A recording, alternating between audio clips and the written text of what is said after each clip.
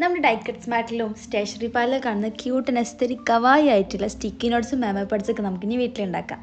നമ്മളുണ്ടാക്കുന്ന memo pad sticky നോട്ടൊന്നുമല്ല, കുറച്ച് variety ആയിട്ട് നമുക്ക് സ്റ്റിക്കി പേപ്പേഴ്സ് ഉണ്ടാക്കാം. ഫസ്റ്റ് തന്നെ ഒരു A4 ഷീറ്റ് എടുക്കുക, അതിനെ 3 വട്ടം വീഡിയോയിൽ കാണുന്ന മാതിരി മടക്കി കൊടുക്കുക. അങ്ങനെയാണെങ്കിൽ നമുക്ക് ഒരു A4 ഷീറ്റിൽ നിന്ന് 8 പീസ് ഓഫ് പേപ്പർ കിട്ടും.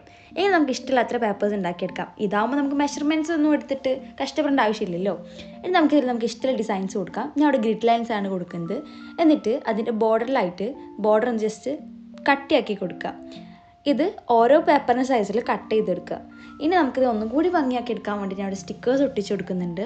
ഞാൻ കവാ സ്റ്റിക്കേഴ്സാണ് ഒട്ടിച്ച് കൊടുക്കുന്നത്. കവാ സ്റ്റിക്കേഴ്സ് ഞാൻ ഓൺലൈനിൽ നിന്ന് മേടിച്ചാട്ടോ. ലിങ്ക് വേണ്ട ജസ്റ്റ് കമൻറ്റ് ചെയ്താൽ മതി. എന്നിട്ട് ഈ പേപ്പറിൻ്റെ ഏറ്റവും ബോട്ടം എഡ്ജിലായിട്ട് ജസ്റ്റ് ഈ സ്റ്റിക്കേഴ്സ് സ്റ്റിക്ക് ചെയ്ത് കൊടുക്കുന്നുണ്ട്.